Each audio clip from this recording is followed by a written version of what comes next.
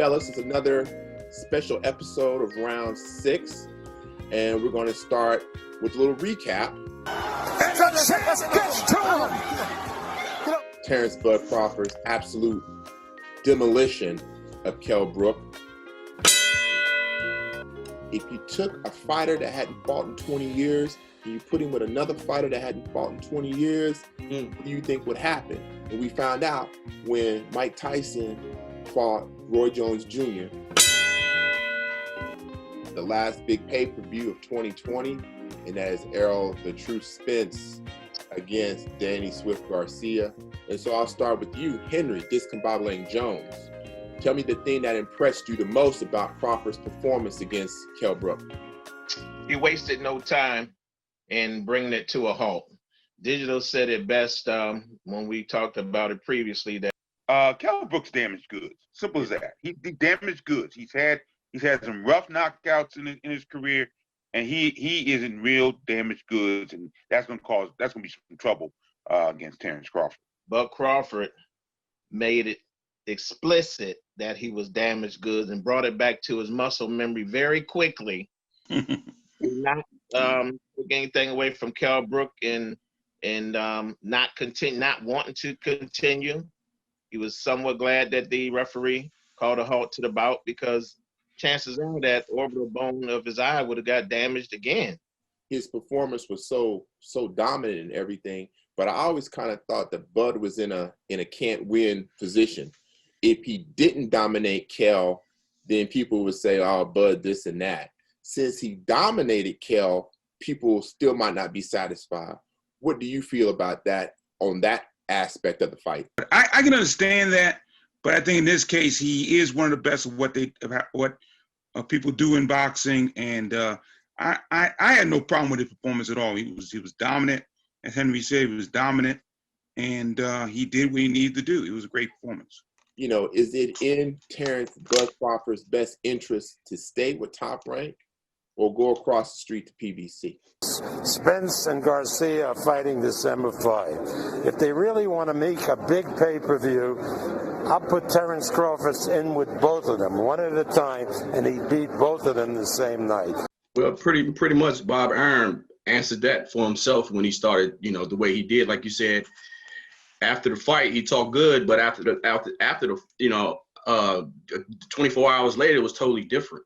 And when you have a promoter that supposedly is for you, but talks that negatively about you, that should tell you right there that he doesn't want to deal with you anymore. So he says he wasted his money on him, so that tells me he doesn't want to spend any more money on Terence Crawford. So that right off at the bat, that just didn't work out for him. And Terence Crawford shouldn't have a hard decision to make to leave Top Rank, because Bob Arum basically made that decision for him. And for Bud's sake, I just hope that he gets the fights that he deserves and he can max out the money that he deserves. I think it depends on who he fights, but I tell you what, I think that whoever he fights, because of Bud's style, it's going to not only do numbers, and he's going to be worth every bit of what people are paying to see, that fight night. That's for sure. And I'm hoping that if Spence gets past Garcia, that match gets made in 2021, because I'm going to be tuned into that one for sure. Yeah. In and out. 12 ounces. Not the normal 10. Two of my uncles fighting at the barbecue.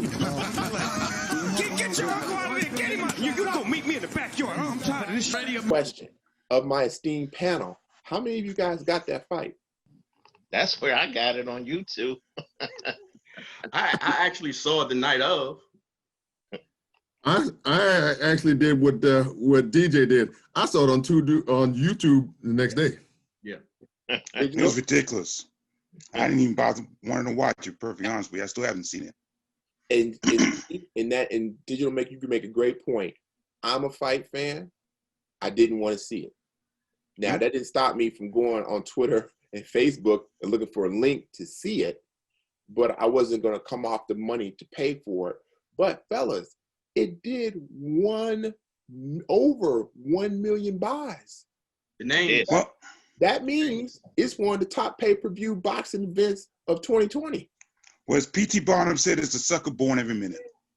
And I'm guys, I got so much to say about not only that fight, but the Robinson and Paul fight. Yeah, give it to me. First of all, there is no such thing, no matter how much they want to talk about it, there's no such thing as a Legends League in boxing. Nope. This is not like in baseball. When we were a kid, we used to go, I don't know if y'all remember the old Cracker Jack old timers baseball game, used to have at RFK. And I went to the very first one of that, excuse me, when Luke Appling hit a home run at 76 years old. You know, the fence was shorter, you know, the distance was shorter, but it's something they could do. You cannot do that in boxing. As I say, you can't play boxing. And all it takes is one of these old timers to get hurt real badly, and we have a Maxime Dadadev situation on our hands, or a Richard Colomb situation on our hands, and then what we're doing. This is ridiculous. I didn't want to see Roy Jones fight 4 years past his prime. I saw Mike Tyson's last fight in person. I had no clamor and no idea to see it again. So the 1.5 million buys for that bout, there are a whole bunch of suckers out there, pure and simple. So I agree with you. You know, one wrong bout, one wrong punch, and things certainly could put a negative black eye, literally, on this sport as it's done in the years. Negative aspect of it, definitely. I don't want to see it, but I'm afraid that it's going to happen. One of the things was kind of evident as the fight progressed over the, I think, total of 6 rounds or so, was that Mike Tyson, one, into the fight in shape. I thought RJ a little less so, a little soft, a little pudgy in the middle, but that's okay. He still looked pretty good. But as the fight progressed, man, Tyson started throwing some shots, man, that I was like, wait a minute, man. Yeah. Roy Jones better look out, because Tyson's bringing some serious heat. Yeah. And I wouldn't want to see either one of them get hurt, and especially in an exhibition format like it was. But still, Tyson was throwing some real shots, man, and he's kind of showing me that he, at age 54, whatever he is at right now, he's still got a little something left in the tank, man. But I really don't want to see fighters get hurt. Old retired fighters, come back to get hurt. The sad thing about it is not them wanting to box. It's about them wanting to get them funds that they saw that came in for them, the way that fight was put together. That's what it's about. And they're going to get themselves seriously hurt or put in the ground for real if they make the decision based on that. Digital, I'm sorry, but we had to talk about Nate Robinson. Sorry, that what they say? You betcha. Oh! Jake Paul caught Nate Robinson on the way. Good night, Irene. Robinson goes face first. But Nate Robinson for that bout made $600. Well, if you add the pay-per-view buys to that, he got in essence of $250,000. That is more than the top 14 female professional boxers in this world received combined. Yeah. That means more than Clarissa Shields. That means more than Franchon Cruz DeZern. That means more than Jessica Bob. I mean, this is ridiculous. And I know the women have gotten together and put together a little platform to try to get themselves a little bit more headway. And the fact that Clarissa Shields has to try to find a name for herself in mixed martial arts now is ridiculous. Because if she thinks she's going to make the Ronda Rousey money or the Holly Holm money or even the Heather Hardy money, it will not happen. And it's messing up the sport in that regard. And I was just that's what I'm more upset about. I mean, I'm glad to see that Robinson's okay, but that was just ridiculous. If they're not careful, they're going to make a mockery out of our beloved sport. Because Jake Paul is still saying he's the reason why people are interested in boxing again, and that he should be in line to fight Canelo Alvarez. How preposterous is that? Absolutely. And all people who are in line to fight Canelo, because he is the cash cow, let's make no mistake about that, they're the ones deserving of it, not a Jake Paul. Okay, folks, it's time for our Fisticuffs and Food segment. We've been doing something all year where we've been actually weighing in with our food picks that each of us have been making in order to enjoy our fight night experience. So with that, I'm gonna ask each one of our panelists, what are they gonna be dining on come fight night when Spence and Garcia go at it? Digital, I'll go ahead and start with you first, my man. Okay, well, we had a chance to show us that Simply Right catering menu, and I love the lamb chops and the garlic mashed potatoes. That's what I'm gonna deal with this one. Juan, blogger guy Marshall, what are you working with on fight night, my man? Oh, I scrolled through the menu. And it was a hard choice. It was definitely a hard choice. Everything looked good, but I made my decision to go with stuffed salmon with crab meat, some grilled asparagus with some yellow rice. Scrumptious, man. Scrumptious, man. Henry Discombobulating Jones, what you working with fight night? As was said, that menu was like a smorgasbord. It was a tough decision, but I'm gonna go with the stuffed rockfish with crab meat, Italian pasta salad, sweet tea, and lemon pound cake for just desserts. That'll work. That'll work.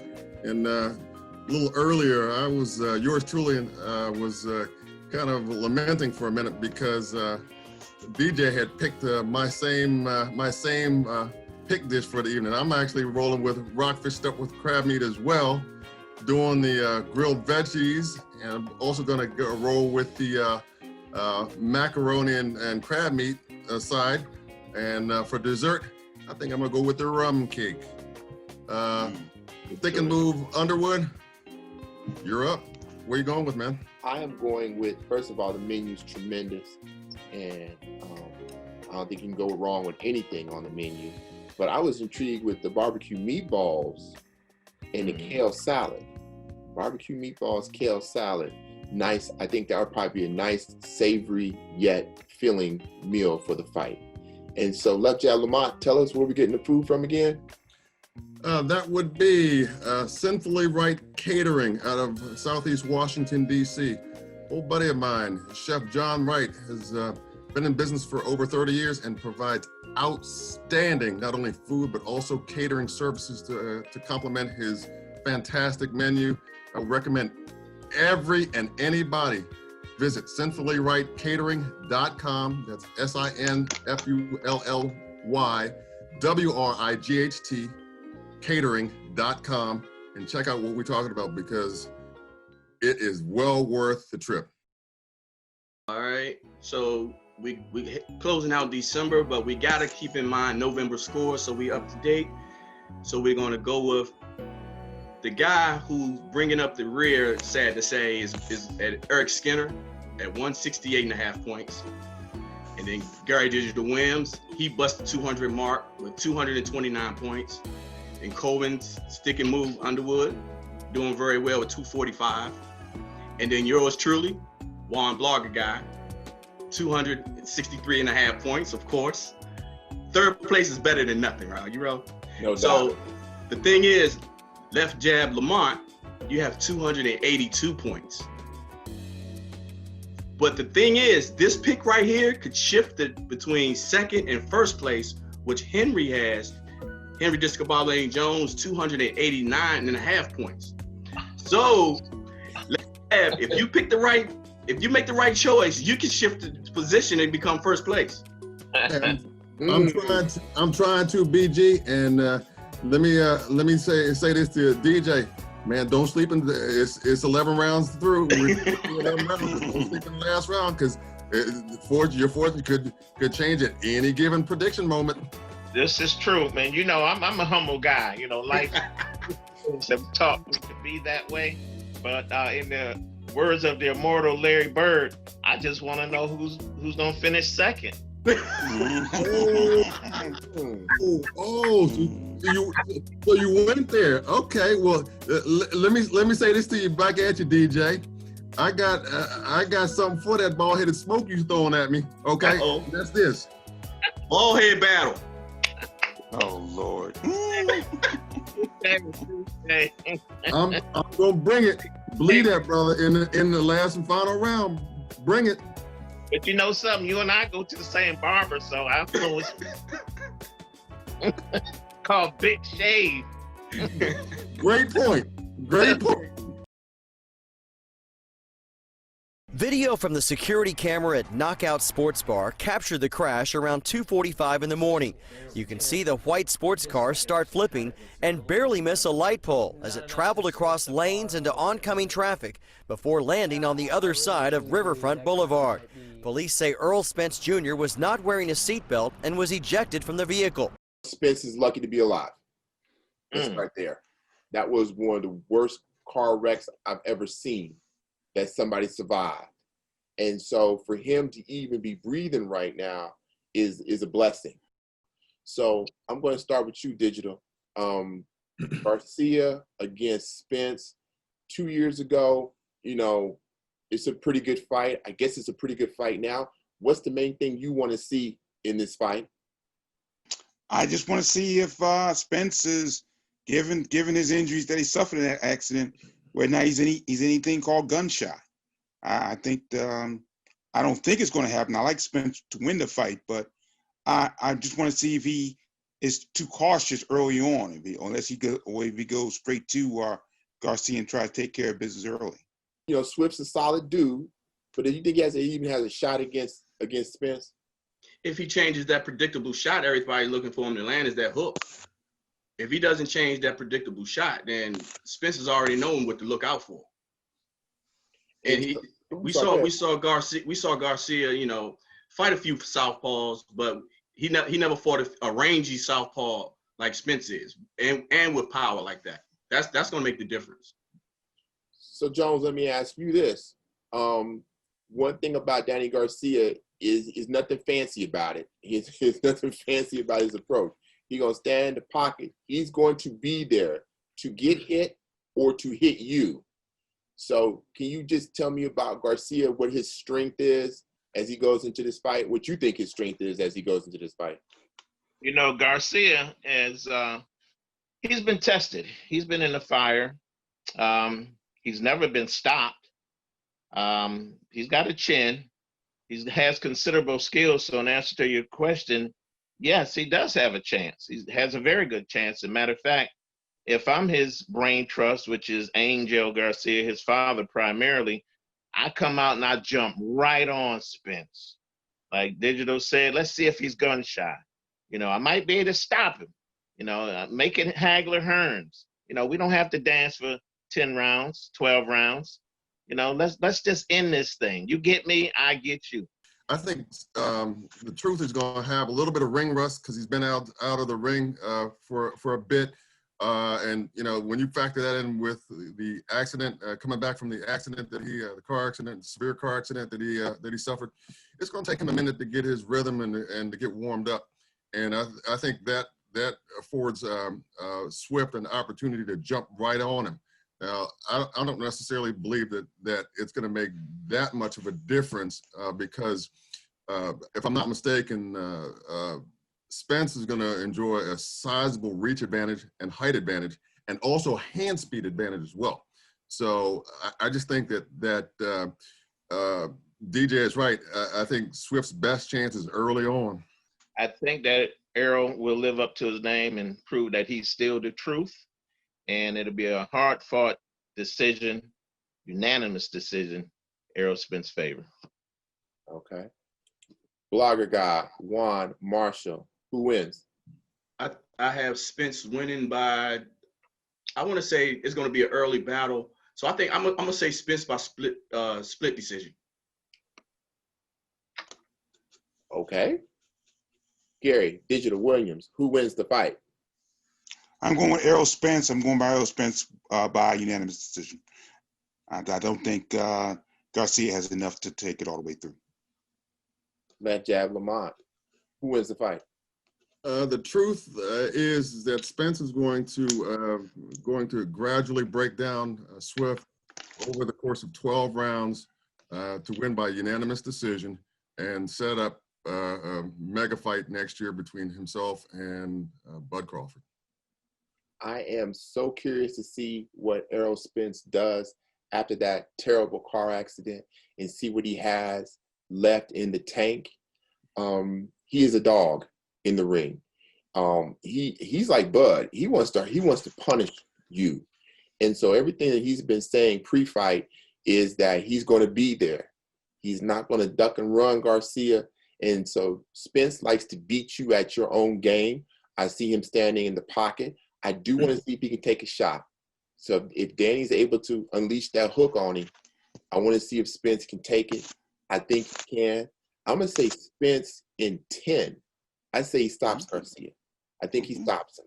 I really do. I think that's what he's about, and that's what he wants to prove to himself and to prove to everybody that he's the best welterweight that's out there. If you want to check out the show, go to dmvsports1.com. Go to DMV Sports 1 on YouTube. It'll be there.